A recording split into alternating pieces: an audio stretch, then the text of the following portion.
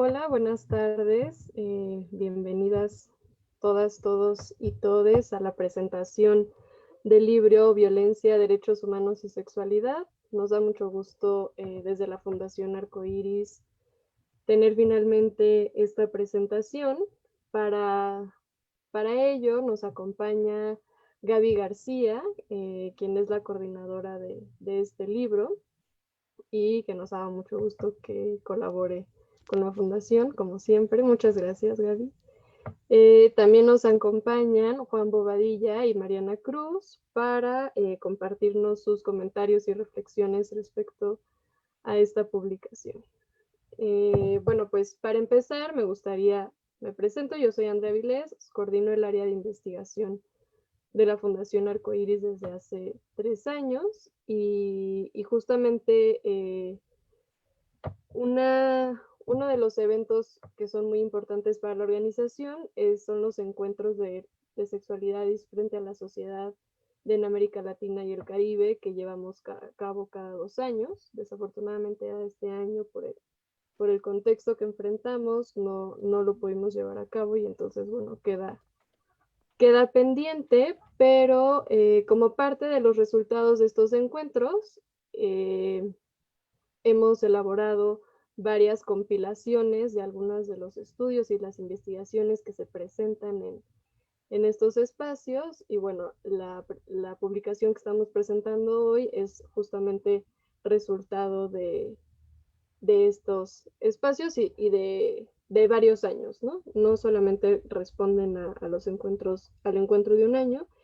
Y pues esta presentación compila 5 voces distintas que pues justamente convergen en el tema relacionado a los derechos humanos y a la violencia. Pero bueno, ya para ahondar más en la presentación, voy a presentar a Gaby. Eh, Gaby es licenciada en Psicología por la UNAM y maestra en Políticas Públicas y Género por la Flaxo México. Es activista feminista con más de 10 años de experiencia en fortalecimiento de liderazgos, incidencia política y generación de evidencia sobre derechos sexuales y reproductivos. Ha participado en investigaciones relacionadas con la salud sexual y reproductiva, la violencia de género y el VIH a nivel regional y nacional. Desde el 2019 colabora con la Oficina Regional de Girls Not Brides, una alianza mundial dedicada al abordaje del matrimonio infantil y las uniones tempranas. Muchas gracias, Gaby. Muchas gracias a ustedes. Voy a compartir mi pantalla, ¿sí se ve? Perfecto. Sí. Gracias a Andrea y a la Fundación Arcoiris. Justo quiero comenzar agradeciendo por la oportunidad de coordinar esta publicación, que como ya lo mencionabas, pues son textos que forman parte de trabajos que se han presentado a lo largo de las 5 emisiones que lleva el Encuentro Latinoamericano La Sexualidad frente a la Sociedad. Y me parece muy valiosa esta iniciativa de retomar los trabajos y difundirlos más ampliamente, porque creo que contienen elementos que aportan al análisis de la violencia, de sus manifestaciones y de los impactos que tiene en la vida de las personas y muy particularmente de los grupos que han sido históricamente marginalizados.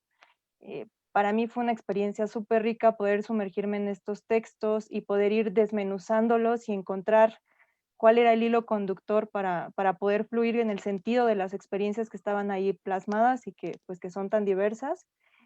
Y lo que encontré como hilo conductor son justamente estos conceptos que dan título al libro y que tienen que ver con, que ahí está, les presento la portada y van a poder descargarlo después de esta presentación. Y quiero un poco ahondar en estos conceptos y empezar por el concepto de derechos humanos, como esos derechos y libertades fundamentales que tenemos todas las personas por el simple hecho, pues, de existir, pero también hacer mucho énfasis en que no son derechos porque sí, sino que están asumidos y que hay un compromiso por parte de los estados de promover, respetar, proteger y garantizarlos para todas las personas en condición de igualdad y sin discriminación, y garantizar las libertades y la dignidad así de todas las personas con mayúsculas porque realmente esto no está sucediendo, Sabemos que existen barreras para su ejercicio y que estas son aún más grandes para ciertos grupos, y eso me lleva al siguiente concepto que para mí era clave como hilo conductor de los textos, que es la violencia por motivos de género o la violencia de género, que es esta violencia ejercida contra cualquier persona o grupos de personas sobre la base de su sexo, género, orientación e identidad sexual. Y me parecía importante también hacer la distinción de que si bien muchas veces se utiliza el término de violencia contra las mujeres como sinónimo de violencia basada en género, esta última es mucho más amplia y si bien reconoce que la mayoría de las personas, un grupo importante que es afectado por esta violencia son las mujeres, también incluye a otras identidades.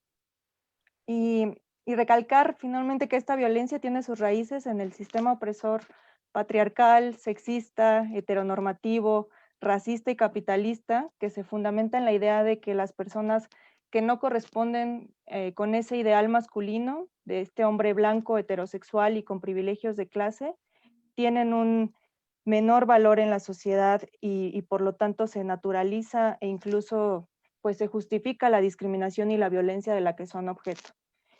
Y hablo de violencia y de discriminación en conjunto por ser dos conceptos que están íntimamente relacionados como fenómenos multidimensionales y multifacéticos y como causa y consecuencia uno del otro. Y otro de los elementos que me pareció interesante aportar o retomar tiene que ver con la propuesta del triángulo de la violencia que hace el sociólogo Johan Galtung, donde justo esta violencia es representada por un iceberg que está compuesto por tres tipos de violencias. La violencia directa, que es aquella que está visible, que podemos ver como punta del iceberg, y que incluye todos los actos de agresión física y moral, golpes, insultos, tortura, y cuyos, si nos centramos justamente en la violencia basada en género, cuyos ejemplos más extremos pues son el feminicidio y los crímenes de odio contra las personas LGBT, que son parte o se han vuelto parte desafortunadamente y dolorosamente cotidiana de la realidad de la que somos testigos en este momento, no solamente en México, sino en la región. Y en la parte oculta del iceberg, esta parte de abajo, que se encuentra la violencia estructural y la violencia cultural, donde la primera es esta violencia originada por la injusticia y la desigualdad y que es producto pues de la estructura social en la que vivimos, y la segunda que se manifiesta a través de la cultura y de aspectos como la religión, la lengua, el arte, las ciencias y las tradiciones, y que es esta última la que hace que los otros dos tipos de violencia se perciban como naturales y se perpetúen en el tiempo.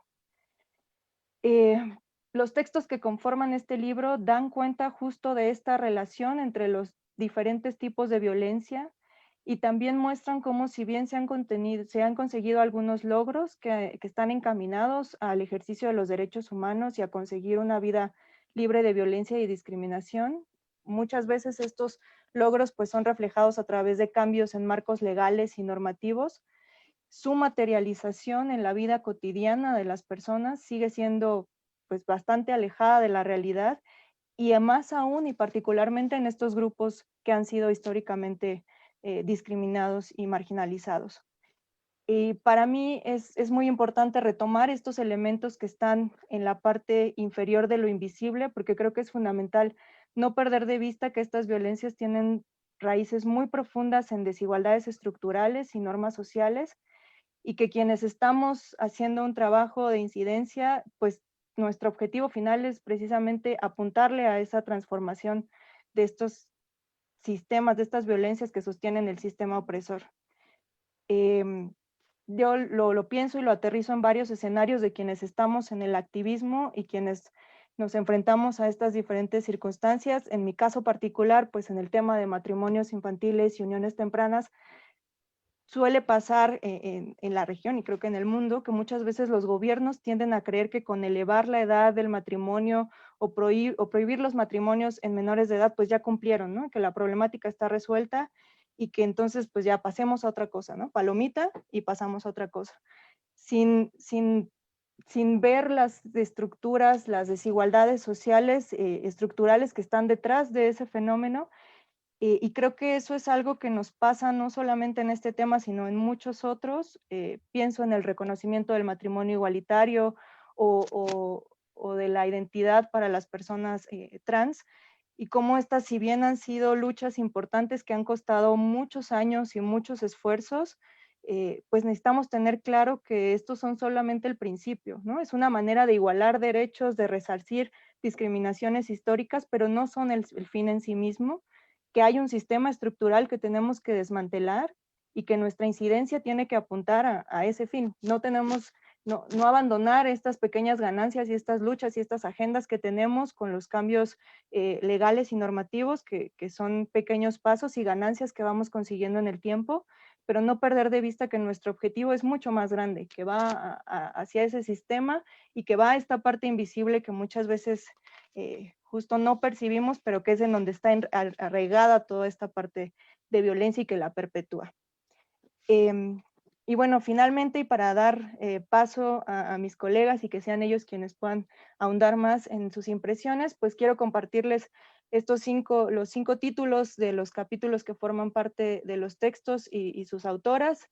El primero, Violencia en el noviazgo, una práctica presente en la comunidad estudiantil de la FES Acatlán, de Alma Sánchez Olvera. El segundo, discriminación en el acceso a los derechos a la salud, la educación y el trabajo de personas LGBT y su relación con el derecho al desarrollo, de Luz Ángela Cordona Acuña. Homofobia, lesbofobia en lesbianas y sus parientes durante la salida del closet en familias de la Ciudad de México, de Lilia Monroy. El cuarto, deseos poscritos, violencia, maras y diversidad sexual en El Salvador, de Amaral Arévalo.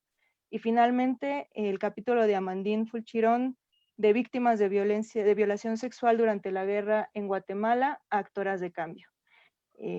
Pues espero que los títulos justo hablan de estas diversidades de violencias y de poblaciones que se abordan en el libro. Meter, espero, esta espinita para que les llame la atención y profundicen en su lectura. Y pues dejo el espacio a mis colegas del panel para que puedan hacer sus aportaciones y compartir sus reflexiones sobre lo que les produjo justamente este texto.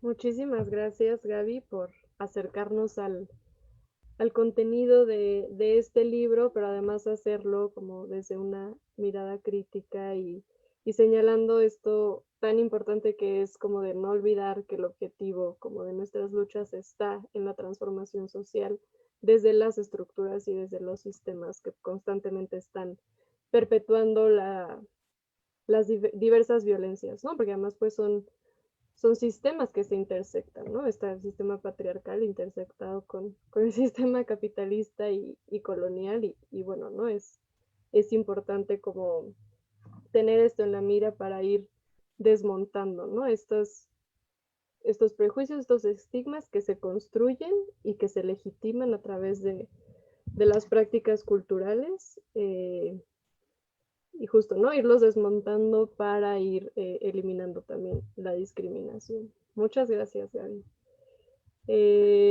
Pues bueno, ahora pasamos como a los comentarios y a conocer las reflexiones y las primeras impresiones que tuvieron Juan y Mariana sobre este libro. Entonces, si les parece bien, les presento a Juan Bobadilla.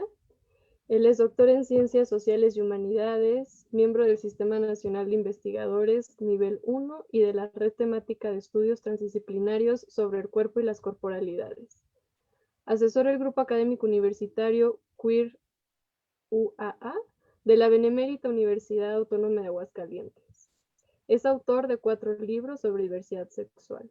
Actualmente ha iniciado una investigación sobre subjetividad gay en varones de la tercera edad.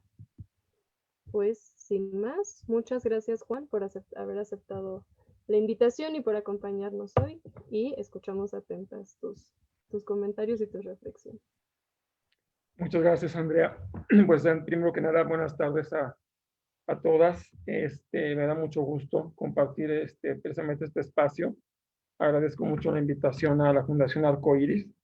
Agradezco mucho a Gloria Careaga y a todos ustedes y pues primero que nada pues felicitar esta publicación, este logro, porque pues finalmente creo que es de lo que estamos muy ávidos todos, muy necesitados, muy urgidos, incluso en estos tiempos de encono, de poder contar con material suficiente, con material de primera mano, sobre todo que nos permita precisamente dimensionar pues cuál es el grado que tenemos en un momento dado de avance, de logro, pero sobre todo, y como han puntualizado muy bien, tanto Gaby como tú, Andrea, pues cuáles son las necesidades, ¿no? Cuáles son en todas las urgencias, cuáles son los retos, los desafíos que tenemos al frente con respecto a todo lo que tiene que ver con derechos humanos, con garantías y precisamente con una vida digna, ¿no? Para todas y todos así que todos los seres humanos, ¿no?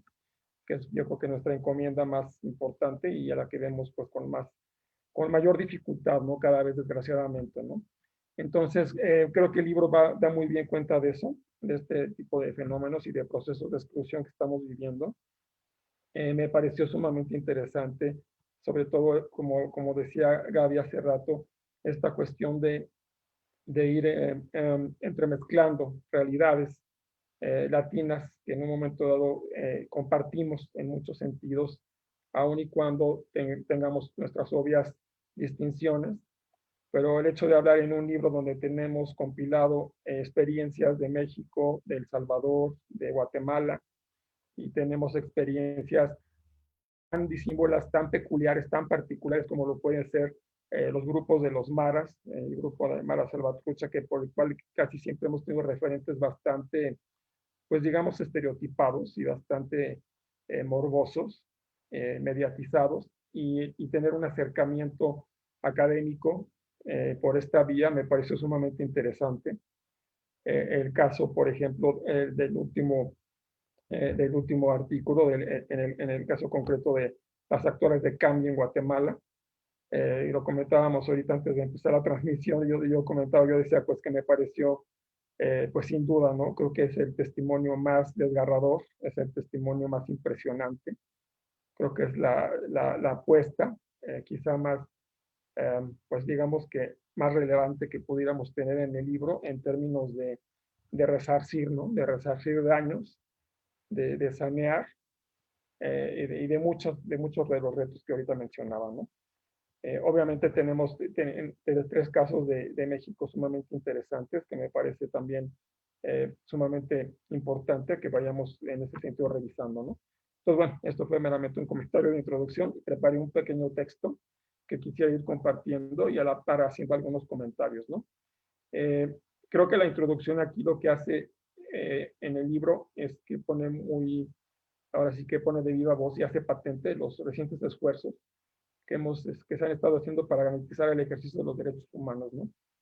Y cómo estos se han ido incorporando en las legislaciones y en los mecanismos institucionales, tanto de vigilancia como de exigencia. Pero ¿cuál es la problemática aquí? Creo que más fuerte, ¿no? Pues que como bien se cita, pero que no logran bajar, ¿no? O sea, no hemos podido llegar a este estadio en donde bajamos precisamente de la letra escrita de la ley, el que se pueda materializar en la cotidianidad, ¿no? Es decir, en la realidad que vivimos en nuestro país. ¿Por qué? Pues porque como mencionábamos, ¿no? Las violencias y los crímenes de odio que tenemos, por ejemplo, azotando simplemente ahorita, en estas fechas muy recientes, al conglomerado LGBT en nuestro país, pues creo que es una muestra muy fehaciente, ¿no? De esta situación, ¿no?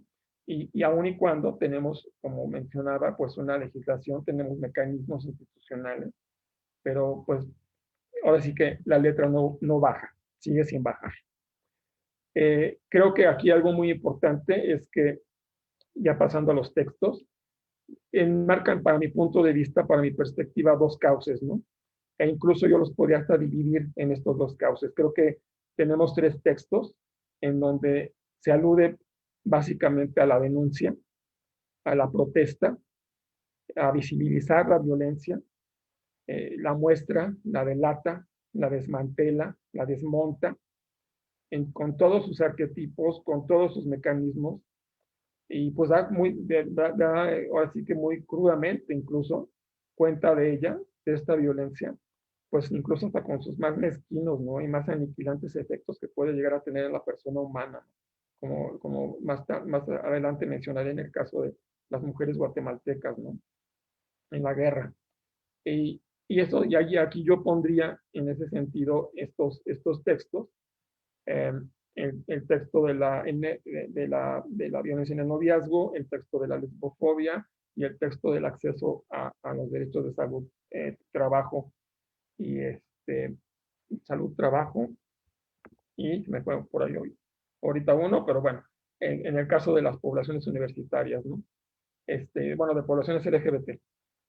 Y el otro cauce que yo veo aquí muy importante es el que tiene un carácter más gestivo, ¿sí? Un carácter autogestivo, que es más de propósito, más de reivindicación, y por lo tanto pues, se vuelve muy provocativo, ¿no? Creo que es muy provocador esto, ¿no?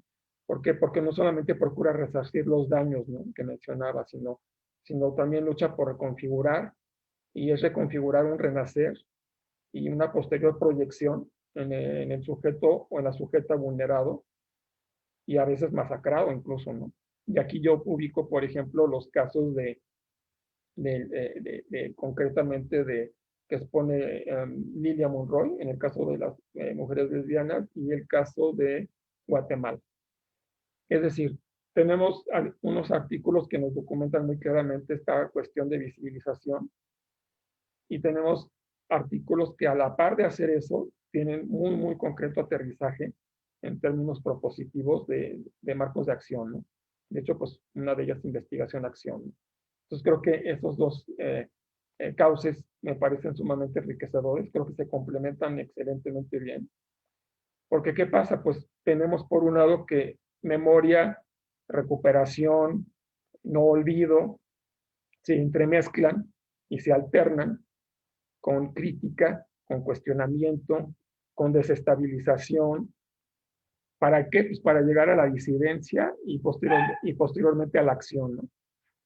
¿Y esto qué pasa? Pues no solamente contribuye obviamente a la discusión, a la reflexión, que es precisamente para lo que estamos reunidos ahorita, sino que también creo que nos brinda aspectos muy, muy necesarios, aporta elementos muy prácticos, muy concretos, muy focalizados, que permiten alimentar la agenda político-sexual de nuestro país y de Latinoamérica. Y eso me parece a mí vitalmente importante, ¿no? Pero no nada más ahora sí que esta agenda político-sexual, no, creo que también la política pública general. ¿En aras de qué? Pues de que podamos garantizar el ejercicio ciudadano de una manera pues plena, libre, de todas y de todos, con dignidad, bajo garantía de respeto a los derechos humanos, ¿no? Entonces creo que esa es la forma en la que desde mi perspectiva el libro logra aglutinar estas dos vertientes, estas dos perspectivas. Y bueno, pues esos serían mis comentarios generales. Pasaría a dar algunos detalles sobre los artículos en concreto que me llamaron la atención. Paso con el primero, de Alma Sánchez Olvera, la violencia en el noviazgo, una práctica presente en la comunidad estudiantil de la Facultad de Estudios Superiores Acatlán. Y creo que aquí lo que hace es que más que nada es un proyecto a manera de diagnóstico, en donde lo que se está haciendo es abordar los vínculos entre sexualidad y noviazgo en el Estado de México, pero lo que hace, que me pareció muy interesante, es cómo visibiliza la trampa que significa el amor romántico, ¿no? Para camuflajear prácticas de violencia que se ejercen hacia las mujeres estudiantes, ¿no? Entonces aquí lo que pasa es que la cultura machista pues se escinde muy claramente en una doble moral, en un amor romántico, y se hacen cómplices todos, ¿no?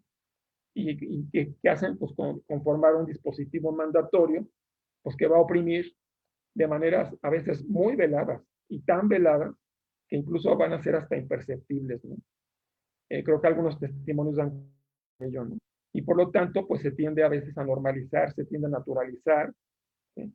Pero ¿qué pasa? Aquí entran los reductos, y ahora sí que acá me recordaron a Butler cuando habla de los resquicios, que como a la vez también, pues creo que tiene una contraparte de enigma, ¿no? Porque permite ejercer inflexiones que abonan para reconfigurar la búsqueda de relaciones intergenéricas que estén fundamentadas en el reconocimiento y en el mutuo respeto, ¿no? Y esto por ahí surge también, y surge de una manera clara, ¿no? Aún y a pesar de esto que comentaba ahorita, ¿no? Entonces creo que eso es lo que, desde mi perspectiva, pues puede ser muy sobresaliente, es algo que me interesó. Y a la vez también encontré marcos de tensión, ¿no? También muy evidentes que fincan un estado pues de muy evidentes contradicciones, ¿no? Y elementos muy paradójicos entre los discursos y las prácticas, ¿no? Que se manejan aquí cuando relacionamos con los afectos, ¿no? ¿Por qué? Pues porque por un lado se maneja la cuestión de el concepto y vivencia del amor y se confronta con el discurso que lo desmonta y lo cuestiona, pero a la par también con la subjetividad de lo vivido al respecto. Es decir, el mito del amor romántico se cae a veces por propia experiencia, pero también se cae por conocimiento y por aprendizaje adquirido. Entonces, ¿qué es lo que procura esto al final del día? Que creo que ese es el logro de alguna manera, ¿no? Anteponer al sujeto mismo, ¿no? En este caso, anteponer a la sujeta misma por encima del ideal de este amor romántico, por encima de esta aspiración de lo que pudiera ser de alguna manera deseado, ¿no? Entonces, creo que también esto me pareció importante. Y un punto álgido que creo pertinente profundizar y problematizar es el papel y la percepción del varón. Que aquí en ese sentido creo que, y esa va a ser también una cuestión que cuando llegue al caso de Guatemala, también son dos cosas que en ese sentido quisiera yo puntualizar, ¿no? Aquí en el artículo se habla que cuando se encuestó a los varones, ellos dijeron que pues, prácticamente el 26% hablaban de violencia en sus relaciones afectivas, ¿no? Son porcentajes sumamente altos de varones que sentían que sus relaciones eran violentadas. Me llamó mucho la atención y me intrigó bastante, ¿no? A la vez también creo que aquí el papel del varón en su deslinde del tema y en su responsabilidad al respecto, pues creo que es algo que también merece profundizarse, no merece problematizarse. ¿Por qué? Pues porque se acaba finalmente reproduciendo la lectura androcentista, ¿no? Muy androcentista, centrista de la realidad que fija finalmente el círculo de la violencia en las relaciones de pareja, ¿no? Y por otro lado, pues el rol de las instituciones académicas, ¿no? En torno al abordaje y a la solución de la problemática mediante programas alternativos, ¿no? Creo que esos son, desde mi perspectiva, los aspectos más álgidos a profundizar, porque creo que en esa medida, pues puede lograrse, pues ahora sí que una mayor eh, problematización del tema, ¿no? Paso al segundo artículo. Luz Ángela Cardona habla de discriminación en los derechos a la salud, la educación y el trabajo de personas LGBT y el derecho al desarrollo. Creo que aquí lo que tenemos presente en este artículo, cuyo perfil predominante fueron mujeres jóvenes de entre 18 y 29 años, con preparación, trabajando con distintas adscripciones identitarias, y que me llamó la atención, destacando el porcentaje de bisexuales, me llamó mucho la atención, es muy interesante que el 27% de los encuestados se autoadscribieran como bisexuales, que es una población que generalmente también está sumamente invisibilizada. Y bueno, y creo que aquí lo relevante, ¿no? Es precisamente la situación conceptual que aboga por la inclusión como derecho, ¿sí? En lugar de como mera concesión. O sea, esto ya al final del artículo se toca, que me pareció sumamente importante, ¿no? ¿Por qué? Pues porque generalmente se maneja como el estadio de la inclusión, en este caso de la población LGBT a los derechos, como una cuestión meramente democrática, ¿no? De los sujetos, no como una condición. Y aquí el hecho de que se hable de la emancipación por derecho propio, ¿sí? Acorde a una demanda objetiva de garantía en materia de derechos, pues creo que completamente trastoca lo que convencionalmente se ha manejado a veces como discurso para, pues ahora sí que para justificar, ¿no? Esta inclusión, ¿no? A la vez que esta cuestión de puntualizar que el derecho a la no discriminación, pues se presenta como una suerte de derecho a los derechos, ¿sí? Lo que pone en entredicho el desafío de pasar, de transitar de la igualdad jurídica a la igualdad fáctica, ¿no? Que es un poquito, si nos ponemos a ver también lo que el anterior artículo puntualizaba yo, ¿no? Pues creo que esto me parecieron aspectos muy interesantes del artículo. Y pues como conclusión de este artículo yo diría, ¿no? Que los avances en materia de derecho a la salud, al trabajo y a la educación del conglomerado LGBT pues permanecen en un estado incipiente, en donde el acceso, la calidad y la aceptabilidad de los mismos, pues siguen siendo temas pendientes, ¿no? Además que en un momento dado, pues tendría que seguirse incidiendo, ¿no? Directa y profundamente en el acceso al desarrollo del individuo, tal y como lo plantea la ONU, ¿no? Y aquí quisiera hacer una paréntesis, porque me parece muy pertinente. Incluso al estar leyendo el libro, me tocó exactamente ver una publicación en redes sociales de ustedes, de la Fundación Arcoiris, en donde destacaban precisamente ahora con el informe de gobierno, pues cuál fue prácticamente el gran hueco y el gran vacío que surgió ahí, ¿no? Es decir, ¿qué tenemos en la agenda nacional que se evidenció muy claramente en el informe de gobierno como pendiente, ¿no? Que son estas recomendaciones de la ONU que ustedes, Fundación Arcoiris, nos daban a conocer, ¿no? A través de sus redes sociales, precisamente con estos 7 puntos muy concretos. Y retomaré yo ahí, creo que para esta cuestión a lo que Gloria decía en otro pasado webinar que hubo de una, pues me tocó con Mauricio y con otras personas, donde hablábamos precisamente hablaban ellos, ¿no? De la importancia de decir, pues mientras no estamos dentro del Plan Nacional de Desarrollo, pues prácticamente, pues esto que estoy planteando ahorita aquí, que el artículo deja como conclusión, pues creo que va a quedar todavía ahí en el tintero, ¿no? Y queda como asunto pendiente. Me voy al tercer artículo, que es Lina Monroy, homofobia, lesbofobia en lesbianas y sus parientes durante la salida del closet en familias de la Ciudad de México. Este artículo me dio particular y personal gusto, porque pues resulta que Lina Monroy fue mi colega laboral hace 25 años.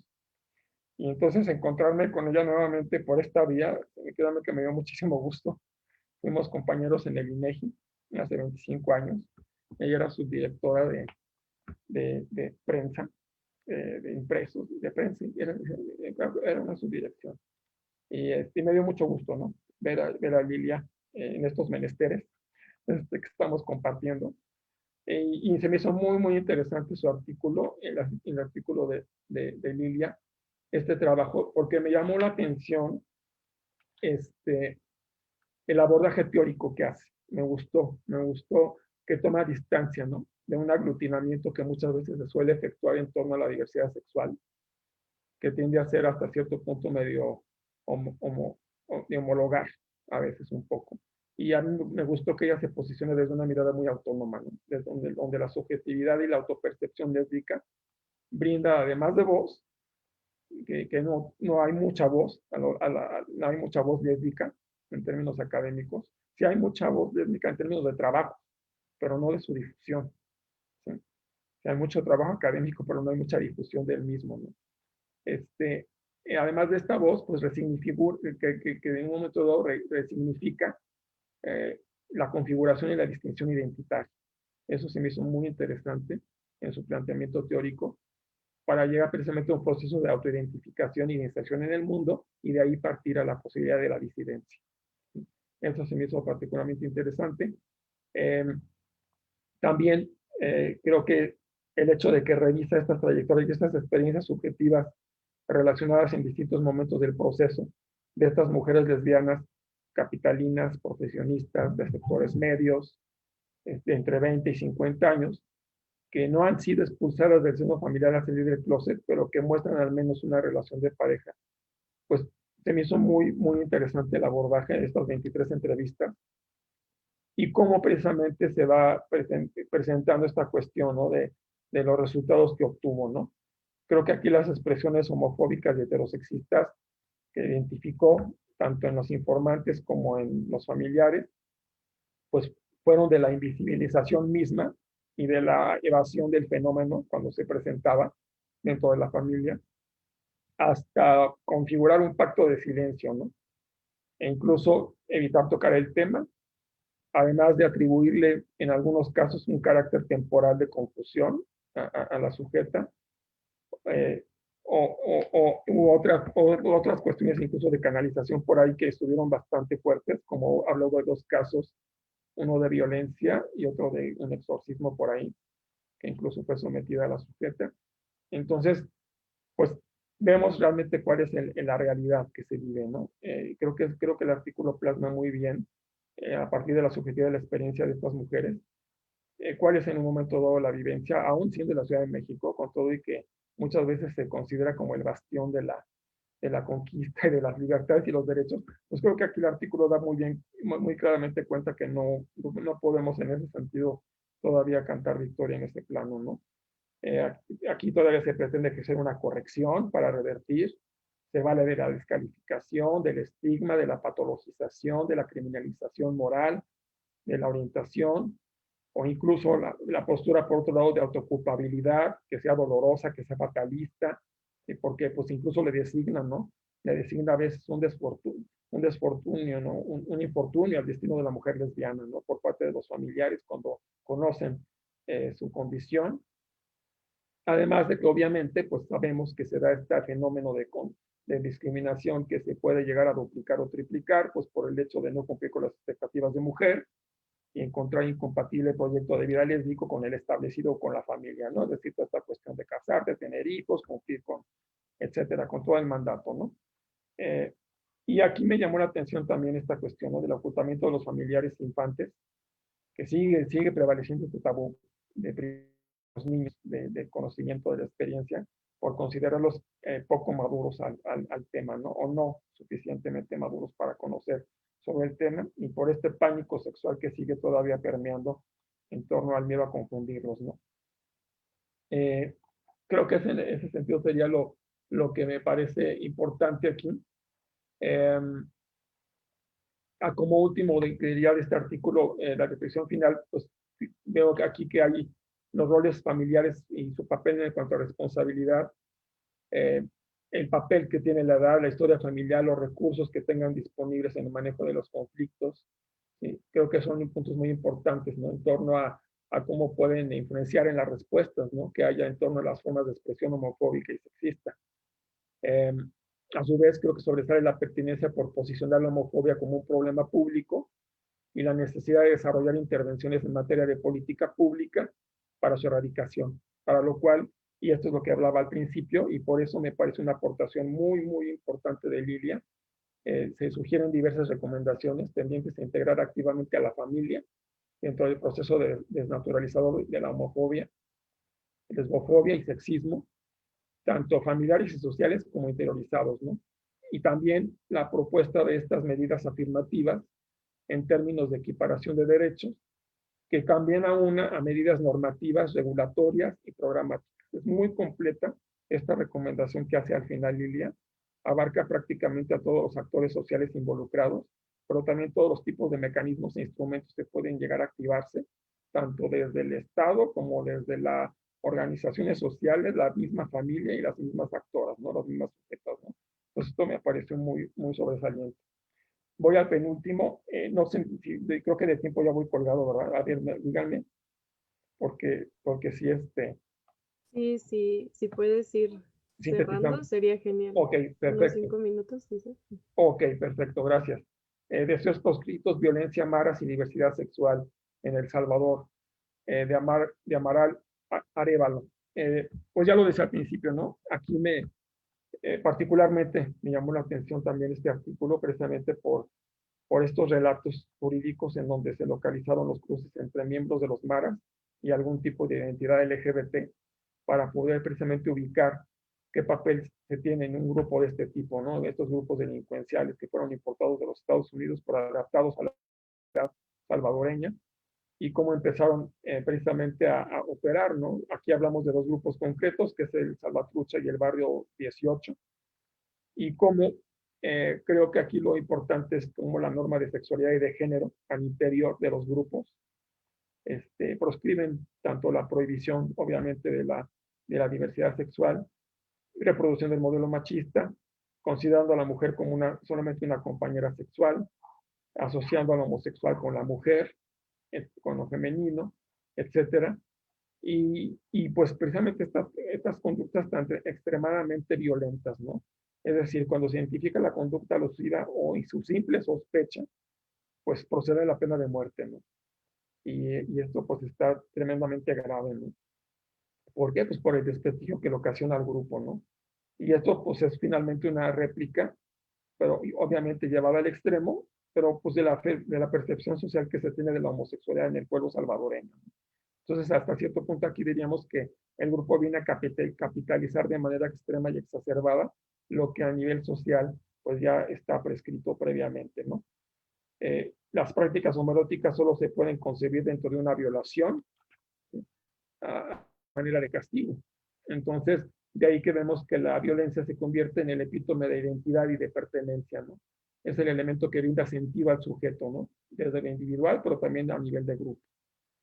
Y bueno, la ofensa en que estriba aquí, ¿no? Pues no es tanto las prácticas efectuadas, sino por la identidad de la adscripción que conlleva, ¿no? Me recordó mucho las definiciones de homofobia de Borillo, de List, ¿no? Cuando hablamos, pues es que al homófobo no es tanto que le haga ruido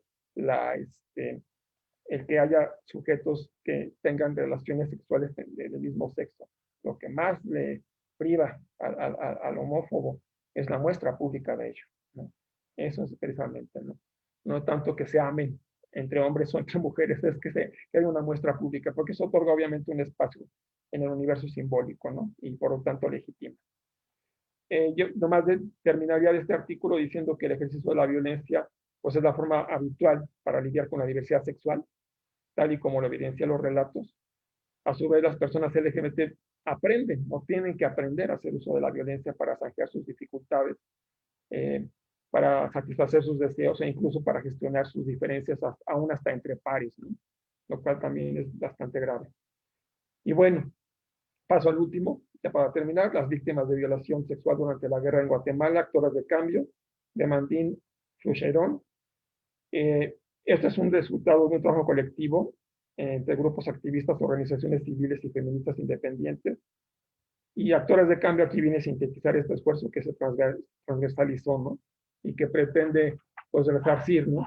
Resarcir y sanear y recuperar, rescatar a estas víctimas, ¿no? A las vivas, a las no vivas, para poder empoderar y hacer justicia, romper con el círculo de impunidad que hay aquí, ¿no? Pues ya decía que ese es el artículo que a mí más me impresionó, es el que se me hizo el más crudo, el más fuerte, porque vemos precisamente cómo se nos describe. Ya no voy a leer, ya no me voy a decir así personal mis impresiones, si no me va a tardar más. Creo que el hecho de escuchar de viva voz todo el proceso que se nos va desglosando de cómo se fue viviendo desde la propia violación, la propia guerra, el ser objeto, ellas, de ser un arma de guerra, la violación estratégicamente diseñada como un arma de guerra, y cómo la mujer empieza a perder toda su condición de ser humano, toda su valía, cuando se mezcla con las creencias, cuando se mezcla con todo este conjunto de digamos que de percepciones y de imaginarios sociales que funden en su realidad, pues viene el desgajamiento, ¿no? Viene el desgajamiento, viene la ruptura, y cómo pareciera, ¿no? Cuando llega un momento en el artículo que nosotros decimos es que esto es imposible de salir, es imposible de superar. Y ahí es cuando creo que viene esta parte que mencionaba yo al principio, ¿no? Este otro vertiente del libro, ¿no? Viene esta parte de rescate, viene esta parte donde uno, les digo, pareciera como que va a ser imposible. Y estas mujeres, pues salvo el caso que ponen ahí, incluso salvo el caso de una cantidad bastante grande, creo que eran como 60, 80, una es la única que no pudo salir, ¿no? Es decir, entra un trabajo de intervención, entra esta parte de investigación, acción, entra en los grupos sociales, a estas mujeres brindarles, en primera, referentes informativos, cognitivos, de vivencia, de terapia, de acompañamiento, pues sumamente relevantes, ¿no? Y ahora sí que muy reivindicativos, pero a la vez muy dosificantes y ahora sí que muy saneadores, ¿no? Que es algo que parecería imposible.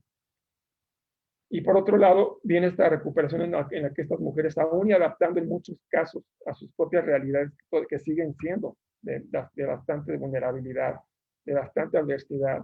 En el caso, por ejemplo, la mayoría se cita ahí que fueron viudas, pues tenían hasta cierto punto las viudas un poquito de, pues no ventaja, pero sobre las solteras era menos el tabú, era menos el castigo social, era menos el tener tributado una crítica, ¿no? Una exclusión.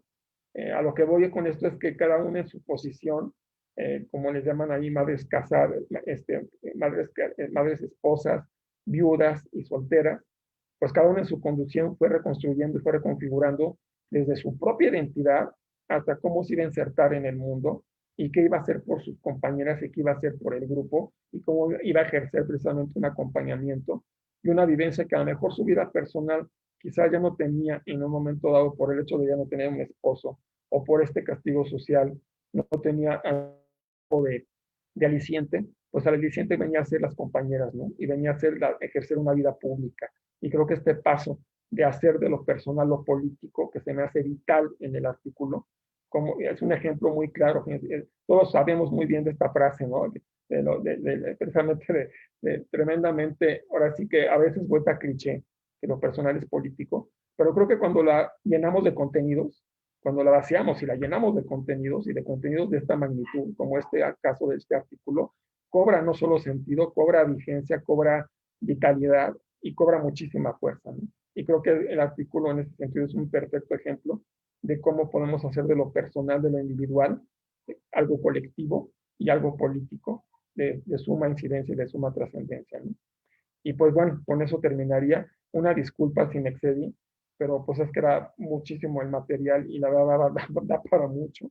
Los 5 artículos son excelentes y creo que en conjunto nos brindan una mirada pues muy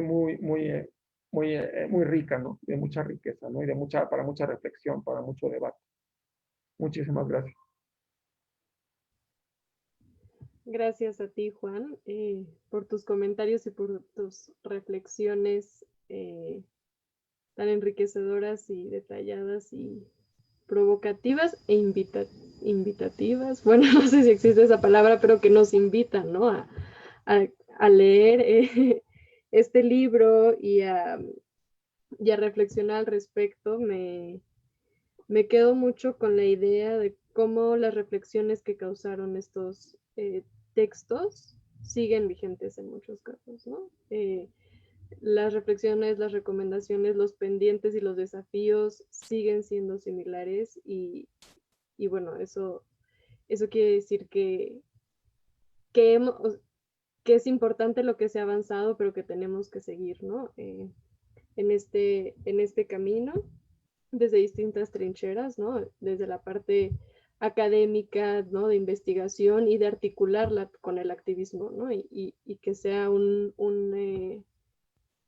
pues una acción bidireccional y que haya un diálogo entre estos dos ámbitos, creo que es bastante importante. Muchas gracias. Y bueno, ahora les presento a Mariana Cruz, quien también nos va a compartir sus comentarios, sus impresiones, sus reflexiones sobre este libro. Mariana es lesbiana, feminista, egresada de la Facultad de Psicología de la UNAM, muchas psicólogas en este panel, especialista en sexualidad humana, género, diversidad sexual y derechos sexuales y reproductivos. De 2014 a 2019 colaboró en el área de diversidad sexual del Instituto de la Juventud de la Ciudad de México. Es fundadora de Jóvenes por una Salud Integral AC, organización que trabaja en favor del reconocimiento de los derechos de lesbianas jóvenes. Actualmente es coordinadora general del Closet de Sor Juana, organización lésbico-feminista que trabaja en favor de los derechos de lesbianas y bisexuales del país. Muchas gracias, Mariana, por acompañarnos y pues quedamos atentas a tus comentarios. Bienvenida. Muchas gracias, Andrea. Y pues antes que nada agradecerte a ti y a la Fundación la invitación para poder participar el día de hoy en este evento. La verdad es que una felicitación, ¿no? Por el libro y por el compendio que hicieron, de toda esta investigación, de todas estas diversas investigaciones que hay. Me pareció que es un libro que nos permite cuestionarnos y reflexionar un montón de cosas y un montón de temas, ¿no? Primero que nada, pues refleja o recalca cómo la sexualidad pues continúa siendo un mecanismo de control y cómo es un mecanismo de control principalmente para el cuerpo de las mujeres, ¿no? Pero también nos da como esta invitación a replantearnos para quienes trabajamos en sociedad civil o en academia o en distintos ámbitos qué ha ocurrido con la agenda política en temas de derechos sexuales y reproductivos, sobre todo porque algunos de los documentos pues no son no son investigaciones actuales, ¿no? De hoy, de 2020, 2019. Algunos son investigaciones que tienen hasta a 10 años.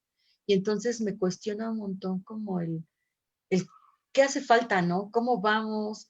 Es como un regresar al pasado y escuchar y leer testimonios de cosas que que estaban pasando hace más de 5 años y que actualmente pues pareciera que el panorama no es mejor, ¿no? Sigue habiendo una deficiencia en el ejercicio de los derechos sexuales y reproductivos, tanto a nivel, tanto para la legitimación del Estado como qué ocurre en el territorio, ¿no? Decía Juan hace un momento, claro, ¿no? En leyes y en política pública pareciera que estamos muy avanzados y ahí está, pero cuando se trata de aterrizarlo con las poblaciones, pues sigue habiendo un déficit ahí importante. Y además es un libro que nos invita a ver cómo la sexualidad cruza en diferentes ámbitos de la vida, ¿no? La sexualidad y la violencia que vivimos las personas.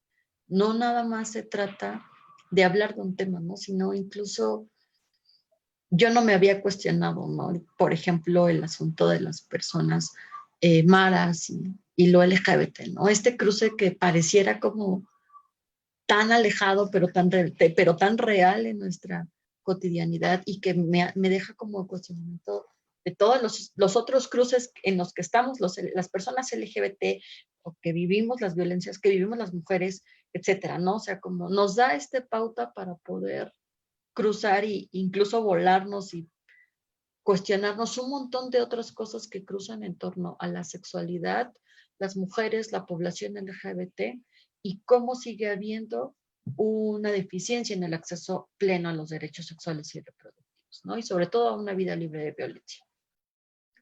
Y bueno, como para ir adentrándome a los capítulos, ya como, pues cada uno te deja un montón de cosas que hablar y que reflexionar y que cuestionarte.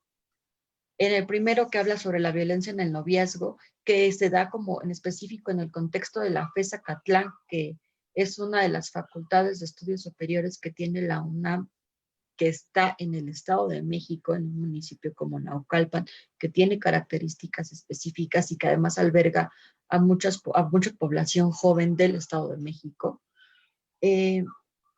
Está como interesante, ¿no? Cuestionarnos por una parte cómo las mujeres vivimos en un mundo tradicional del amor romántico, cruzado con un nuevo modelo de amor que se va incorporando, ¿no? En donde, por una parte, sí, los discursos son nuevos, las reflexiones son nuevas, pero si lo reflexionas a profundidad, pareciera que el amor sigue siendo el mismo modelo tradicional de hace 100 años, solo que ha ido cambiando de color, ¿no? Con un aire de modernidad, pero donde al final las mujeres seguimos siendo dominadas por la pareja y por este ideal de amor romántico en donde pues el amor todo lo puede y todo lo perdona.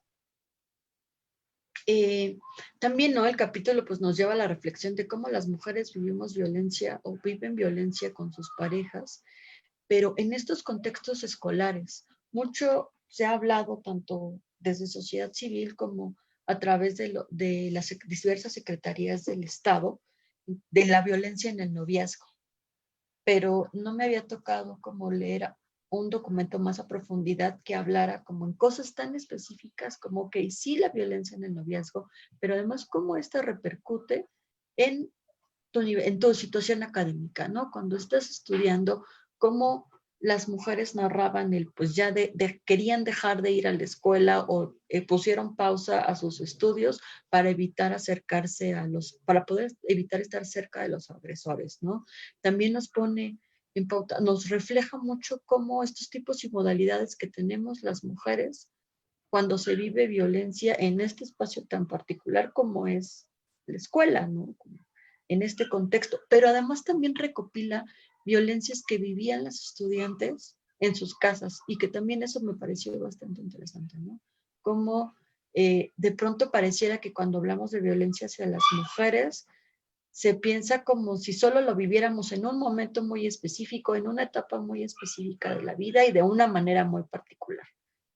Y en el texto podíamos se podía reflejar el, ok, sí estás viviendo violencia en tu relación de pareja, pero también estás viviendo violencia en tu casa por parte de tu padre, de tu hermano o de algún otro familiar. Y entonces, ¿cómo es que esta violencia repercute en tu situación académica, ¿no? Y que incluso, ¿no? Me hace pensar, el estudio estaba en el marco del 2008, 11 años, 12 años después. Ahora, como incluso con estas, ¿no? Otras formas en cómo se presenta la violencia hacia las mujeres en las relaciones de pareja, me deja mucho pensando como con las chicas que sus fotografías han sido reveladas a través de redes sociales o a través de los grupos escolares, cómo estas otras nuevas formas de violencia deben de repercutir en su estancia académica y que incluso puede generar, ¿no? Que las mujeres decidan ya no regresar a la escuela mientras su agresor o sus agresores se mantengan ahí. Posteriormente está el documento sobre discriminación en el acceso a los derechos a la salud, la educación y el trabajo de las personas LGBT y el derecho al desarrollo. Es un documento que hace Luz Ángela Cardona Acuña y que pues más bien está retomado, ¿no? De la investigación que hizo la Fundación Arcoíris para el Comité de Violencia Sexual de la Comisión Ejecutiva de Atención a Víctimas, en donde pues a grandes rasgos habla sobre la falta al pleno goce de los derechos, incluso me deja pensando, mientras revisaba ese documento no podía evitar pensar, ¿no? Como si esto era un diagnóstico que teníamos desde 2015, en donde había datos como que el 40% de las personas estaban vinculadas a que trabajaban en lugares donde no había prestaciones de ley, donde habían vivido violencia y discriminación, donde incluso más del 65% consideraba que el personal de salud pocas veces estaba capacitado para atender a la población LGBT. Si ese era nuestro diagnóstico, pues no debería de sorprendernos que en este contexto de pandemia por COVID, la población LGBT sea uno de los grupos más fuertemente vulnerados por la situación en donde seguimos aumentando el número de asesinatos por odio, o el número sigue aumentando y además el incremento, la situación laboral, perdón, y la económica, pues se siguen viendo precarizadas, ¿no? Creo que este documento nos permite como reflexionar mucho el contexto en el que estamos viviendo la población LGBT actualmente. Se habla y ha habido como distintos eventos, ¿no? Donde se está hablando de la violencia, donde se habla de la precarización laboral, en donde hay un tema importante con el acceso no solo al trabajo formal, sino al derecho a la salud, de quiénes están asegurados y quiénes no, y cómo esto pues, nos ha dejado en una situación de quiebre para la situación de la pandemia y que pareciera como, no sé si, pues muy irónico, ¿no? O que no puedo evitar tener esa sensación de, pues era lógico que pasara todo esto, ¿no? Desde 2015 teníamos datos de la falta de acceso a los derechos y derechos tan básicos como la salud, el trabajo y una vida libre de violencia y discriminación para que una situación tan grande social que está pasando México y que en general está pasando a nivel mundial, como es la pandemia, era claro que nos iba a golpear fuerte, ¿no? Después está en el capítulo 3, ¿no? De la homofobia, lesbofobia, lesbianas y sus parientes durante la salida del closet en las familias de la Ciudad de México. Primero, pues, como bien mencionaba Juan, no hay tanta investigación sobre el tema o la vivencia lésbica en México. Y entonces siempre que una lee documentos sobre las vivencias y que está documentado cómo es que estamos viviendo cómo vivimos las lesbianas distintos entes de nuestra vida, pues se valora un montón y al menos para mí como lesbiana, pues siempre es como qué padre, ¿no? Qué bueno encontrar otro documento más que habla sobre nuestras vivencias y cómo es que las lesbianas enfrentamos la violencia, la discriminación en distintos escenarios y en esto tan importante como es la familia, ¿no? que además como reflejando el asunto de la salida del closet, que pareciera que las lesbianas y en general la población LGBT, pues no solamente salimos del closet con la familia, salimos del closet en la escuela, en el trabajo y pareciera incluso que es un sinfín de salidas del closet, ¿no? En este mundo heterosexual, una siempre tiene que salir del closet en los escenarios en donde se coloque, y que Lilia nos lleva a la reflexión de cómo es que este régimen heterosexual complejiza la vivencia lésbica en las familias, provocando una desestabilización familiar, en las cuales pues las reacciones son diversas en cuanto a cómo va recopilando, ¿no?, estos testimonios, y que van desde esto que ya creo que es mucho de escuchar, creer que es solo una etapa y que esto va a pasar y que no te preocupes, todo va a mejorar. Dejarás de ser lesbiana en cuanto en realidad entiendas, pases la adolescencia, juventud, madures y te des cuenta que pues, por ahí no es el camino, ¿no? Recopila también testimonios de violencia física, lo cual pues las lesbianas lo siguen viviendo, insultos, estas sensaciones de la familia de no sabes cómo me duele y cómo me afecta que haya salido del closet, ¿no? Que a veces pareciera que tiende a lo ridículo, pero que en la familia se le da mucho peso, ¿no? Se da mucho peso el sentir de la familia y que incluso creo que eso hace que las mujeres, que las lesbianas decidamos o decidan en algunas ocasiones no salir del closet o postergar lo mayor que se pueda, ¿no? Porque ¿qué va a sentir mi mamá? ¿Cómo lo va a vivir? ¿Qué van a decir mi papá, mis abuelos, ¿no? O sea, incluso esta figura de los abuelos como las personas que ya son mayores y no les vaya a pasar algo, no se vayan a enfermar cuando yo salga del closet, se vuelve como una barrera importante y que además, pues, las lesbianas no dejamos de tener esta construcción de ser mujeres, ¿no? Y del siempre pensar para los demás, y nunca preocuparnos por nosotras, ¿no? Y entonces esto de tener actitudes, de esto de que las familias muestran mucho, que les duele el que se sienten mal, que les afecta, y por qué les estamos haciendo esto, pues es como uno más, ¿no? De las formas en cómo reaccionan. También una de las cosas que me genera mucho ruido es el asunto con las infancias y las adolescencias en la familia, ¿no? Y cómo se vuelve un tema del que prefieren la familia no hablar. Por una parte, por creer que las infancias, los niños y niñas y las personas adolescentes no tienen la capacidad de entender que las mujeres y los hombres pueden ser lesbianas, pueden ser gays o pueden tener otra identidad de género, pero además que creo que está mucho más reforzado el asunto del miedo a que se plantee como un mal ejemplo, o incluso el miedo a no vaya a aprender algo malo, ¿no? Y no vaya también a copiar esta actitud lésbica que tenga la tía o que tenga la hermana mayor o que tenga, dependiendo como la figura de parentesco que haya. Y entonces se evita no decir, ¿no? Y se coloca como esta figura de si la pareja es la amiga o es una compañera, o se le nombra de mil y otras formas, menos como la relación de pareja.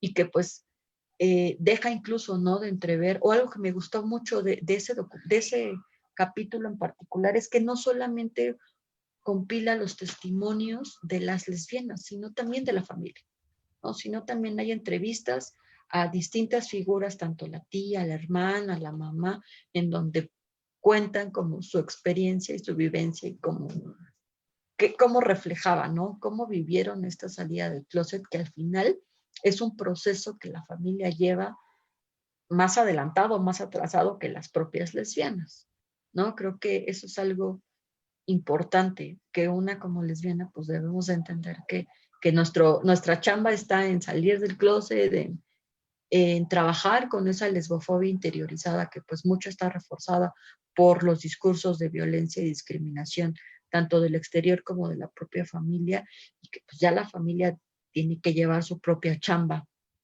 en cuanto a cómo va llevando este proceso, ¿no?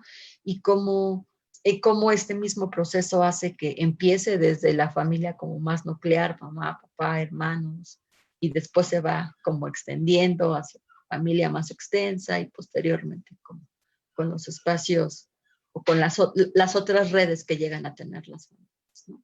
Pero que incluso, ¿no? Retomándolo o trayéndolo nuevamente como el contexto en el que estamos viviendo actualmente, pues uno de los datos que veíamos al iniciar la pandemia es que muchas de las personas jóvenes y adolescentes LGBT estaban siendo expulsadas de sus casas, justo por la homofobia, la lesbofobia y la transfobia, ¿no? Que en algunas ocasiones los LGBT suelen alejarse de los contextos familiares porque te vas a estudiar a otros lados o porque te vas a trabajar y deciden alejarse y no necesariamente la familia sabe que se identifican con una identidad LGBT y que entonces situaciones como el contexto de la pandemia hace que regresen a sus casas o que si ya vivías en casa con tus papás, convivas mayor tiempo con ellos y la homofobia y la lesbofobia se vuelvan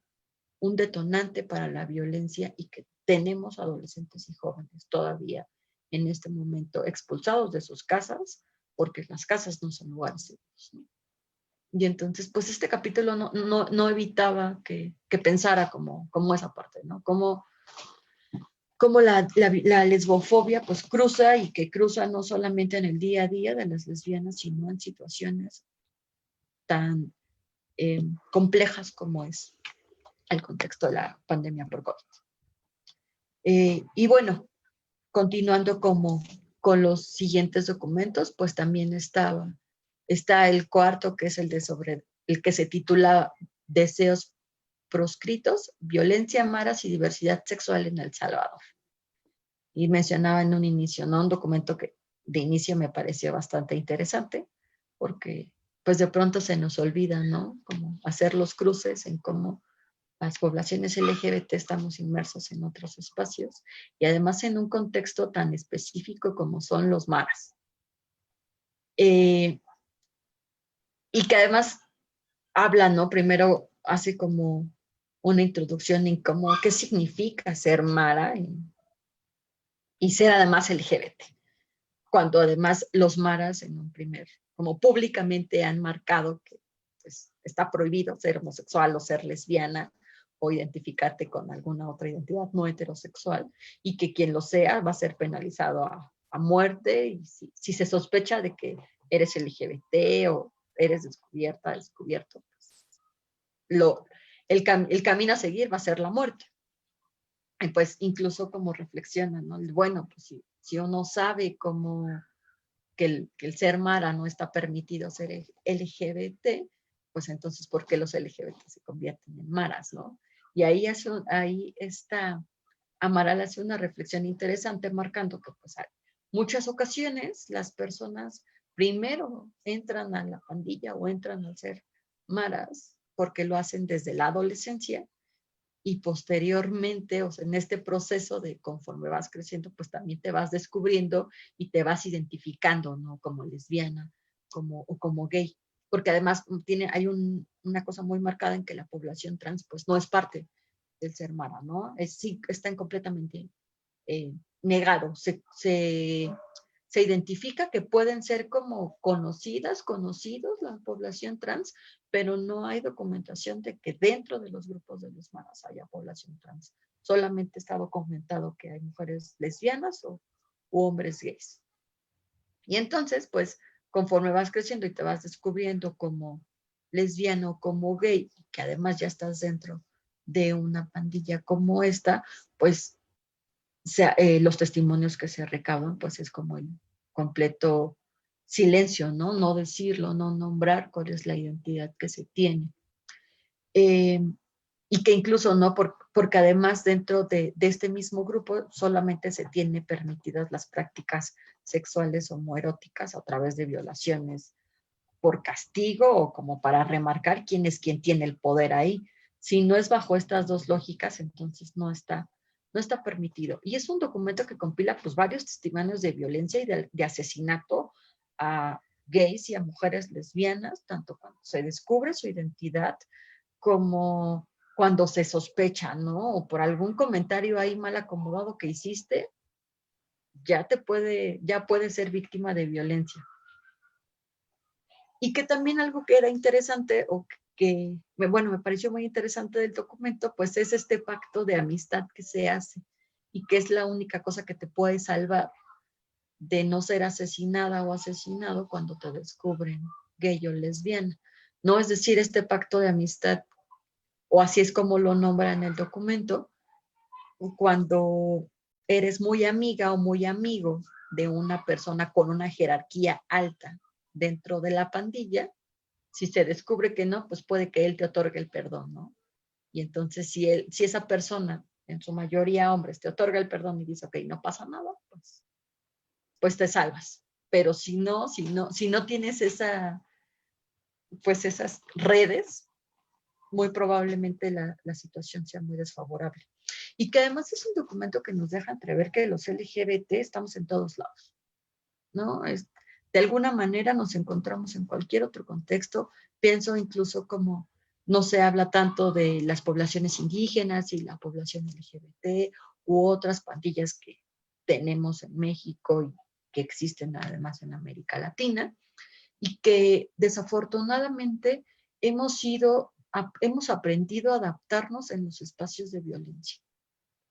¿No? Los LGBT hemos aprendido que mientras no lo digas, estés en silencio, te adaptas, sobrevives y puedes mantenerte en esos espacios que bien está claro vas a vivir violencia de alguna u otra forma.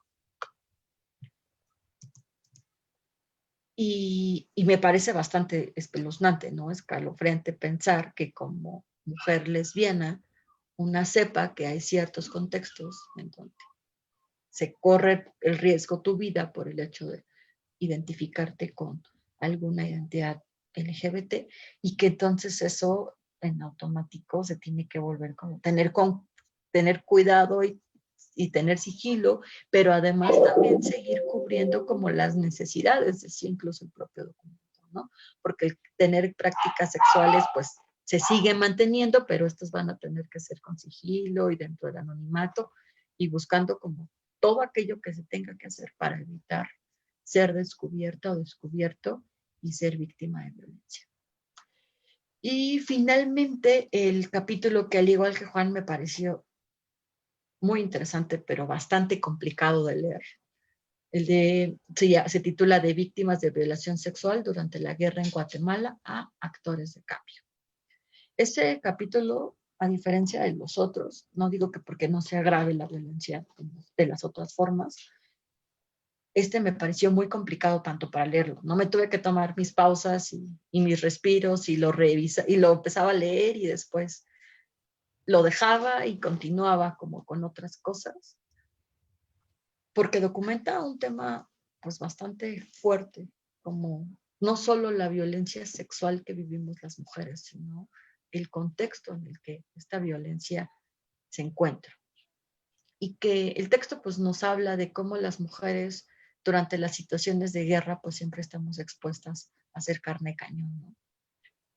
Y cómo es que estas violaciones son pensadas y ejecutadas para someter, para infundir terror, para quebrar cualquier oposición que vaya a haber por parte de los contrincantes, y que además narra las vivencias y el significado de ser una mujer violada por el ejército enemigo en tiempos de guerra, ¿no? Porque no solamente es el significado que como mujer tiene una violación sexual, sino que culturalmente y en el espacio en donde se da, ¿qué simboliza? ¿No? ¿Cómo lo ve la comunidad? ¿Cómo se vuelve incluso como un asunto de pensarlas como hasta enemigas de sus propias comunidades? El castigo social que reciben dentro de sus comunidades por el hecho de haber sido violadas, me parece, pues como, creo que era de las cosas que más me indignaba, ¿no? Para las mujeres el ser víctimas de violencia es ya un tema fuerte, y ahora que además la misma comunidad te excluya, te considere una mala mujer, te considere que te aliaste con el enemigo y que entonces ya no tienes derecho ni siquiera a mantener una relación de pareja, ¿no? Porque al ser violado, pues en automático las mujeres que son solteras, pues ya pasan a ser ya no vírgenes y entonces te vuelves una mala mujer que ya no va a cumplir con el ideal de la esposa perfecta que cualquier hombre de la comunidad va a querer, y entonces son mujeres que se les niega la posibilidad de ser esposas, de ser madres, o si entonces eras viuda, te conviertes en una mujer aliada del ejército enemigo. Y como todas estas ideas simbólicas que tiene la misma comunidad, como la propia comunidad ataca y termina por descolocar, ¿no? Y por destruir a las mujeres. Creo que eso eran las cosas que me parecieron sumamente fuertes y que pues igual, ¿no? Refleja cómo lo personal es político. Lo mencionaba también Juan, ¿no? Y cómo una vivencia tan fuerte o tan escabrosa como es una violación sexual puede ser tomada por las mujeres como ahora un acto político, como ahora nombrarte desde ahí, como ahora desde ahí pensar en las necesidades que tienes, pensar en las cosas que continúan y lo que sigue después de. Y que me parece como, pues sumamente interesante, ¿no? Que de pronto construir una situación como una agresión sexual en una forma de vida política y ahora construirlo para una agenda, deja mucho, ¿no? Como a pensar, para reflexionar, para cuestionarnos incluso. Y bueno, ¿no? Así como también para cierre, pues me parece que es un libro que todas las personas que nos estén escuchando y viendo deberían de revisar y de leer. Como lo decía al inicio, nos deja pensando un montón de cosas y nos refleja muchas formas, nos ejemplifica muchas formas de la violencia que se viven cuando se cruza con el tema de la sexualidad, ¿no? Y nos deja mucho a pensar en el camino que sigue en la agenda de derechos sexuales y reproductivos, ¿no? Nos permite como hacer un alto o a mí me permitía como pensar ok, el camino avanzado de 2008 a 2020 ha sido en legislación, en el trabajo de campo con las personas, y ahora qué sigue, ¿no? ¿Qué más tenemos que hacer? Como a dónde, y además como ahora adaptándonos a estas nuevas normalidades y a esta nueva forma de llevar el trabajo de la agenda política de derechos, que tenemos que adaptarnos. En algún otro evento decíamos, bueno, pues la violencia y la discriminación no paran y ellas sí se han adaptado a los contextos de pandemia. Ellas sí han buscado sus nuevas formas de estar aquí de pie y de seguir atacando a tanto a las mujeres como a la población LGBT. Entonces, pues ahora toca a quienes trabajamos en sociedad civil, a quienes hacen academia, a quienes trabajan desde diferentes enfoques, también adaptarnos y buscar estas nuevas estrategias de trabajo que nos permita pues continuar y no detenernos. Y hasta aquí sería por ahora mi intervención. Muchas gracias, Mariana. Justamente esto que dices al cierre de tu maravillosa intervención es un poco el objetivo, ¿no? De tener estas publicaciones, poder compilar y difundir textos, investigaciones, estudios que se han hecho y que nos permitan delinear el camino, ¿no? Y reconfigurar o reconstruir la agenda, replantear las estrategias, dialogar entre nosotras, construir agendas entre movimientos también, ¿no? Encontrar los puntos comunes que tenemos y fortalecernos juntas. La verdad, creo que iniciaste también diciendo una frase que me parece importante, ¿no? Como la sexualidad como mecanismo de control y claro, pues de ahí la violencia, ¿no? Y de ahí estos textos y de ahí el activismo y de ahí de la defensa de derechos humanos, ¿no? Y de ahí que estamos aquí y bueno, ¿no? Como desmontando, tratando de desmontar estas ideas hegemónicas y estos sistemas de opresión justamente, ¿no? Para transformar la realidad social en la que vivimos, para transformar las formas en las que nos relacionamos. Y esto también muy fuerte, ¿no? De cómo las personas LGBT nos adaptamos, nos habituamos, ¿no? A los espacios de violencia. Eso es fuerte y eso no es justo, ¿no? Y eso tendría que ser central, ¿no? En la lucha porque eso tiene que cambiar. No tenemos que estar nosotros adaptándonos a esos espacios. En fin, pues muchas gracias de verdad de nuevo. A las 3. Esperamos de verdad que sus comentarios, sus reflexiones inviten a las personas que nos están viendo y que nos están escuchando a acercarse a esta publicación, a que la lean, a que la conversemos.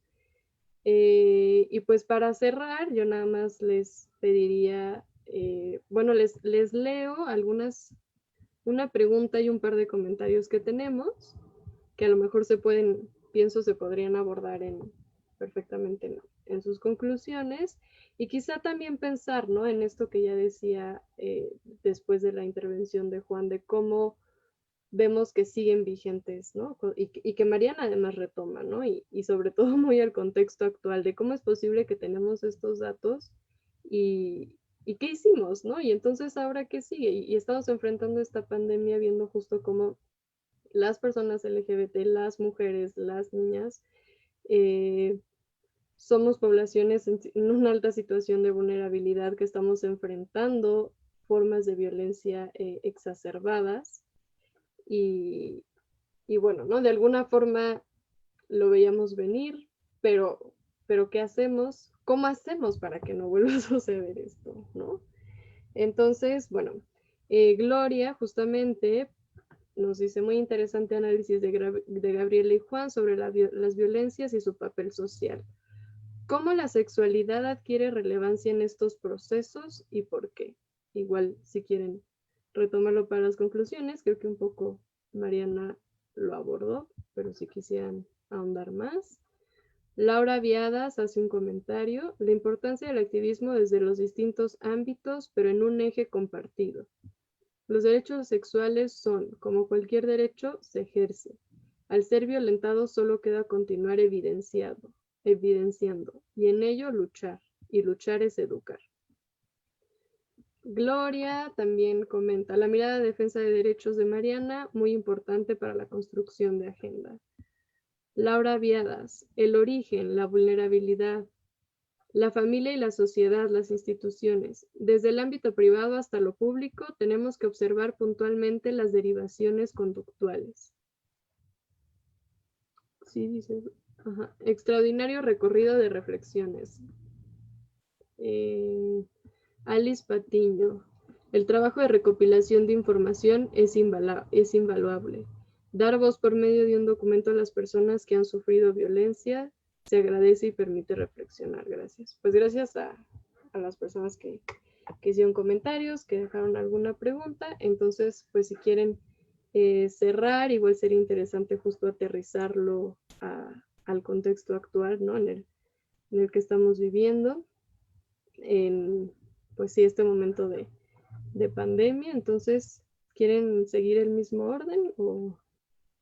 Bueno, si quieres, pues mire, yo mis conclusiones, y un poquito también para abordar lo que los comentarios se hacía alusión.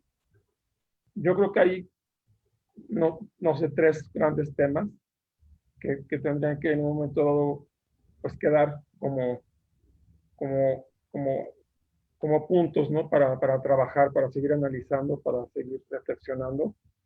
Uno, para mí es bien importante y al final se me pasó un poquito hablar de cuando estaba la cuestión de las mujeres de Guatemala, y ese es el papel del varón, ¿no? Lo toqué cuando hablábamos de la violencia en el noviazgo, pero creo que en ese sentido hay bueno, se ha planteado siempre, pero creo que lo vi muchísimo más evidente, mucho más necesario, más urgente en todo el planteamiento que hace el libro: cuál es el papel del varón, cuál es la tarea que tenemos los hombres, ¿no?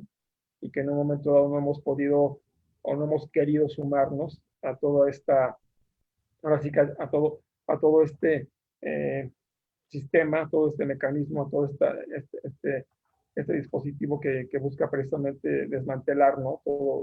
Todo un aparato opresivo que estamos viviendo. Y creo que eso que me parece a mí muy importante, ¿no? Hay un trabajo muy relevante que se pone ahí en evidencia con este último artículo de las mujeres de Guatemala, pero cuando habla ahí de que se topa al final ese trabajo en la hora de la búsqueda de la justicia, a la hora de querer en un momento dado tener, ahora sí que hacer valer el Estado de Derecho y un sistema de procuración de justicia, se topa de frente con el patriarcado, se topa de frente con el sexismo, con el machismo, con el poder masculino. Entonces dice uno, bueno, es que hay todo lo que habría que hacer, ¿no? Que habría que incidir, ¿no? Entonces, eso me deja mucho a pensar y lo ligo con otro tema que es esta cuestión de cómo construir ciudadanía sexual, ¿no?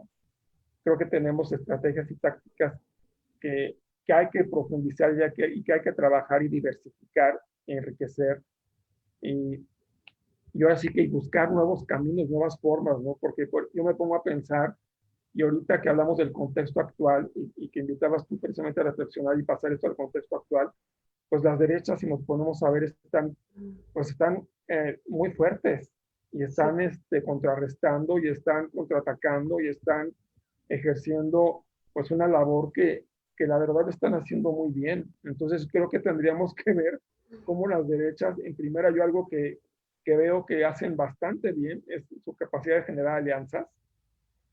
Otra cuestión que veo que hacen muy bien es su capacidad de incidencia política. Y su capacidad de incidencia social, no política. Simplemente ahorita pues veamos lo que acaba de pasar con el partido Encuentro Solidario, antes partido Encuentro Social, pues creo que hay hasta una muestra muy clara, ¿no? Cómo están precisamente siempre presentes, pero siempre finalmente buscando la manera de cómo penetrar en la toma de decisiones, ¿no? En la toma de decisiones más, ahora sí que más alta, ¿no? Y más álgida. Y cuando no ha sido el PAN, pues ahorita son estos partidos evangelistas, ¿no? La cosa es que las derechas ahí están presentes. Y por la incidencia social, pues ya la religión, ¿no? Que siempre ha sido históricamente como han incidido, ¿no? En lo social. Entonces creo que tendríamos que nosotros en ese sentido ver cómo esta capacidad de negociación que desarrollan las derechas, poderla hacer también nosotros desde este lado, para precisamente no nada más ejercer ahora sí que de entrada un contrapeso vitalmente necesario, sino simplemente para poder seguir y continuar pues con la encomienda que tenemos, repito, para esta construcción de ciudadanía sexual, ¿no? Que se va a fijar precisamente, retomando lo que decía Gloria en esta cuestión de la sexualidad, pues a partir de cómo vamos a construir nuestras relaciones en lo sucesivo y cómo vamos a vincularnos, ¿no? Qué tipo de vinculaciones vamos a hacer a partir, para mi punto de vista, rescato mucho esto que planteaba Lilia de la disidencia, ¿no? Creo que la disidencia es un motor que aterrizado en lo estratégico y en lo táctico, bien puede permitir que continuemos desnaturalizando y desnormalizando muchas cosas que son necesarias y que sobre todo han sido las que han mantenido que se apuntale el estado de vulnerabilidad que tenemos, ¿no? Por ahí había un comentario de Laura Viadas en torno a la vulnerabilidad. Me parece vital, es un tema vital porque si nos ponemos a ver es la consecuencia de las violencias, ¿no? Es el efecto más inmediato y el efecto más crudo que puede tener las violencias, el estado de vulnerabilidad en que nos ponen a todos los sujetos y que en un momento dado, pues en los contextos actuales, pues está confluyendo muy claramente con un biopoder y con una necropolítica. Entonces ahí está haciendo una combinación que es realmente no nada más catastrófica, sino que es letal, o sea, está siendo realmente letal. Entonces creo que también por ahí va la cuestión en torno a cómo atacar las violencias, ¿no? Entonces repito, pues es una disidencia estratégica y táctica. Creo que ya no, esta negociación a veces tiene que ser hasta cierto punto quizá más agresiva, pero también creo que tiene que estar presente esta cuestión del trabajo de alianza y este trabajo de incidencia, ¿no? A la par. Y pues bueno, esas serían mis conclusiones que me hicieron ahora sí que producto de la reflexión de lo que comentó Mariana, de lo que comentó Gaby, de lo que introdujiste tú. y de lo que el libro nos dice, ¿no? Entonces, como que combinando todo, creo que son estos los temas que podrían ser los ejes para seguir problematizando esto, ¿no? Muchas gracias. Perfecto, muchas gracias a ti, Juan. Gaby, ¿quieres? Sí, gracias. Pues en mi caso, retomando justo esta pregunta respecto al vínculo en específico con la sexualidad, creo que para mí en el libro queda muy claro cómo está mostrado el paradigma de la sexualidad acotado al aspecto reproductivo, como esta normalidad, y cómo todo lo que sale fuera de este paradigma entonces es castigado, es sancionado y se busca socialmente y culturalmente regresarlo al buen camino. Y, y cómo es justo lo que yo les mencionaba al inicio, como la violencia cultural se activa para garantizar esta normalidad y que no nos salgamos del paradigma, ¿no? Entonces, todo lo que tiene que ver y que no está vinculado con la reproducción, todo lo que tiene que ver con el placer, con las otras maneras de ejercer la sexualidad, de mostrar los afectos, de vivir y de expresarse que salen de esa norma, de inmediatamente se accionan estos mecanismos de control y de poder social que están arraigados en lo estructural para volver a tratar de encajonarnos. Entonces, creo que eso se queda muy, muy visible a raíz de los diferentes capítulos del libro, y en ese sentido como cambiar este paradigma y estas narrativas que tenemos hacia narrativas que sean luminosas, que sean positivas respecto al ejercicio de la sexualidad, a la reivindicación del placer y de la diversidad de vidas y de posibilidades de planes de vida, lejos de este paradigma asociado con lo reproductivo, y que en el caso de las mujeres pues nos encajona en esta maternidad y casamiento como plan de vida deber ser. Y respecto a las complicaciones y a las complejidades que se vienen con la pandemia, tal cual, estoy completamente de acuerdo en que ya teníamos un sistema y unas vulneraciones, desigualdades estructurales bastante complejas que se vienen a profundizar a partir de la epidemia, que lo que hacen es hacer mucho más grandes las brechas de discriminación y de violencia que ya estaban para estos grupos particulares. Y lo que a mí me mueve o me retoma es, vuelvo a esta cuestión de trabajar hacia lo estructural en el sentido de lo que mencionaba Mariana al final, ¿no? Y creo que tú también, Andrea, en el sentido de hacer alianzas entre movimientos, de hacer alianzas entre las agendas. Para mí, me parece que estas causas estructurales están detrás de todas las violencias y discriminaciones, y si la derecha ha sido muy hábil para aliarse, nosotras también tendríamos desde los diferentes movimientos encontrar cómo poder ir en conjunto. Creo que en los últimos meses en México se ha dado, por ejemplo, lo del PIN parental, y cómo eso nos pega desde los diferentes movimientos que tienen que ver con derechos de infancia, de adolescencia, de personas LGBT, de mujeres. Entonces, cómo nos aglutinamos hacia las causas y los momentos que nos pueden ir marcando camino para esta agenda mucho más integral. Y lo otro que pensaba, pues salirnos de los círculos de siempre, cómo llegamos a las personas que no necesariamente están en la academia, que no necesariamente están en el activismo, que decimos de a pie, cómo incidimos en las familias, en las comunidades, para cambiar esta narrativa hacia una visión positiva de la sexualidad y hacia un respeto de la diversidad y de la identidad cualquiera que sea de las personas. Gracias.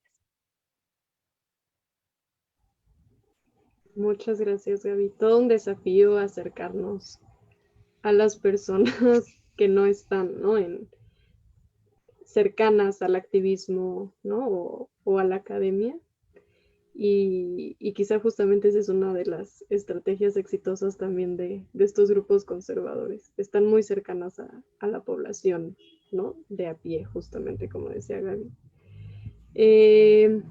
Pues ya para cerrar, Mariana, tus conclusiones.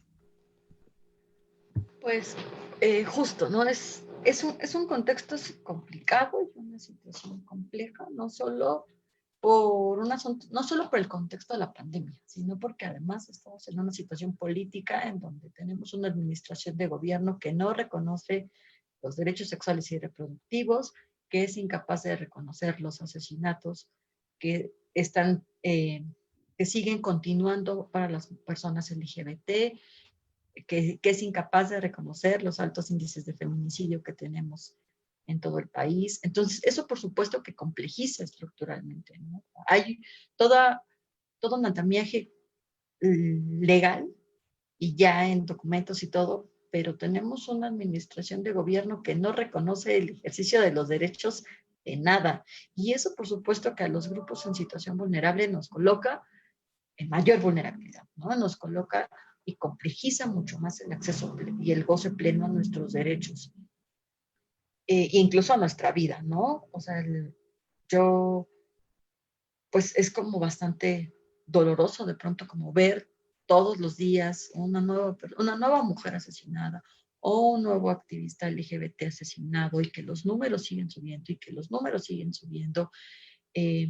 Lo que está ocurriendo con la Comisión Nacional de Derechos Humanos en este momento, con las mujeres que tienen tomadas las instalaciones, que yo no hago más que respetar y admirar como la lucha que están haciendo, pero que coloca como por completo en la visión pública que la situación en derechos humanos está de la fregada, y perdón la palabra, ¿no? Estamos en un contexto en donde de pronto pareciera que no hay para dónde caminar, que no hay como cosas que hacer, que da una sensación de, bueno, ¿qué hacemos, no? ¿Cómo lo hacemos cuando además el presidente sigue haciendo en sus mañaneras comentarios como solamente conservadores y completamente sin un discurso de derechos humanos? Pero que creo que es importante retomar lo que menciona, ¿no? Las alianzas que podemos hacer entre movimientos, que al final vamos como por el mismo camino, no importa si trabajamos por el derecho a decidir, por una vida libre de violencia, por las poblaciones LGBT, etcétera, ¿no? O sea, creo que tenemos como caminos muy bien, o coincidimos en una misma lógica de ciudadanía sexual, del acceso a los derechos sexuales y reproductivos, y creo que ahorita es un buen momento para plantearnos nuestro trabajo y las formas de cómo lo hemos hecho, repensar las maneras de cómo vamos a seguir trabajando, porque justo creo que es súper importante, como mencionaba Gabriela, trabajar con las otras personas que pues no están aquí viendo el Zoom, que no están, que no llegan a los talleres, que no llegan a estos espacios de pronto privilegiados que tenemos desde la academia, desde sociedad civil, pero que sí son quienes agreden, quienes violentan, quienes están reproduciendo estas formas de violencia cotidiana, ¿no? Entonces son retos importantes y que toca que nosotras podamos seguir entrelazando, seguir generando alianzas, seguir generando estos espacios de discusión en donde podemos hablar y compartir tanto los saberes como las experiencias, como las nuevas formas de trabajo, y que de esa manera poder pues hacer un equipo mucho más fuerte y sólido que le haga contrapeso tanto a los grupos conservadores y de derecha como al propio gobierno actual que no nos está permitiendo tener el acceso a los derechos, ¿no? Creo que eso sería. Muchas gracias, Mariana. Definitivamente, frente a este gobierno, pero que además es, digamos, conservador y a estas violaciones al Estado laico, pues no nos queda más que seguirnos aliando y fortaleciendo y dialogando también con los otros países y activistas de la región, porque el contexto en México tiene sus coincidencias, ¿no? Con lo que se está viviendo en otros países de Latinoamérica y del Caribe, ¿no? Hay, digamos que el avance de estos grupos es global, ¿no? Que se logren colocar figuras públicas y que con posibilidad de toma de decisión, no presidentes, pues es una cosa que está sucediendo, ¿no? En el mundo y que pues el diálogo, creo, colectivo sería también importante. Pues no me queda más que darles las gracias nuevamente. Creo que ha sido una conversación súper enriquecedora. Les agradecemos mucho sus sus comentarios, sus reflexiones, a Gabriela a Gaby, perdón, la colaboración, de verdad. Esperamos que quienes, también agradecemos, perdón, a quienes nos están viendo, a quienes siguieron la transmisión, y les invitamos a conocer el libro, a leer los textos, y por supuesto que quedamos atentas a seguir con estas conversaciones, llevándolas a otros espacios y ampliando, ¿no? Con otros grupos, otras personas. Pues por parte de la Fundación Arcoiris, muchísimas gracias. Gracias. Bye, bye. Gracias. Gracias.